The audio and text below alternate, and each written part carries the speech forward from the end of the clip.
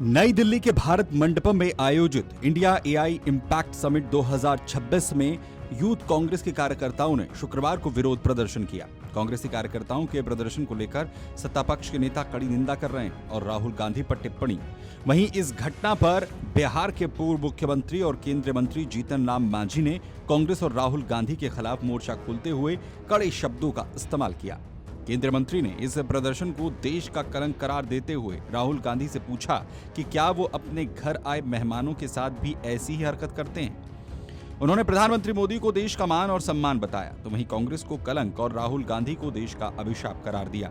जीतन राम मांझी के इस बयान पर बिहार कांग्रेस के अध्यक्ष राजेश राम ने भी तीखा पलटवार किया। हिंदुस्तानी आवाम मोर्चा के संस्थापक जीतन राम मांझी ने शनिवार को सोशल मीडिया प्लेटफॉर्म एक्स पर लिखा, देश का मान सम्मान प्रधानमंत्री नरेंद्र मोदी, देश का कलंक कांग्रेस पार्टी और देश का अभिशाप राहुल गांधी हैं। राहुल जी कब तक बच्चे वाली हरकत करते रहिएगा?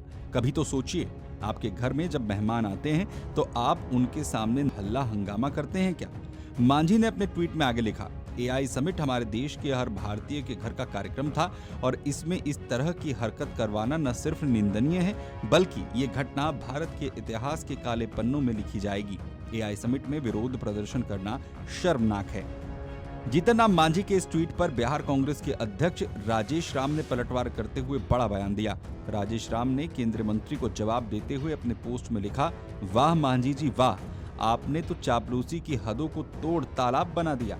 एप्स्टीन फाइल का हीरो देश का मान हो गया, ट्रंप के तलवे चाटने वाला आपका सम्मान हो गया, भारत के किसानों को अमेरिका के हाथों गिरवी रखने वाला हीरो हो गया।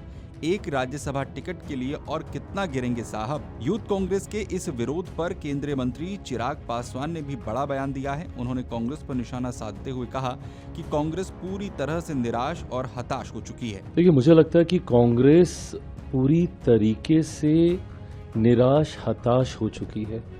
मुझे नहीं लगता कि कोई भी सामान्य सोच में अगर कोई संगठन काम करे वो ऐसी हरकत करेगा।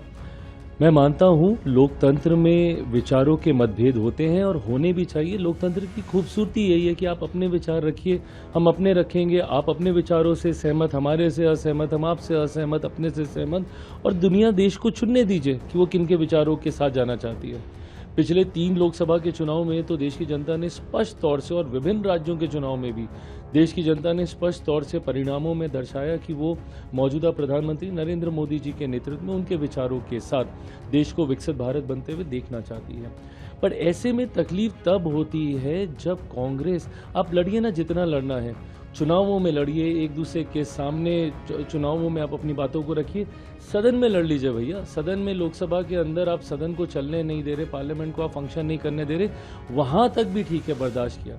बट ऐसे ग्लोबल मंच पे, ऐसे वैश्विक मंच पे इस तरीके की बातों को करना, ऐसे मंचों पर जिस तरीके से पूरी दुनिया की नज़र, भारत में कोई छोटी चीज़ नहीं हो रही थी।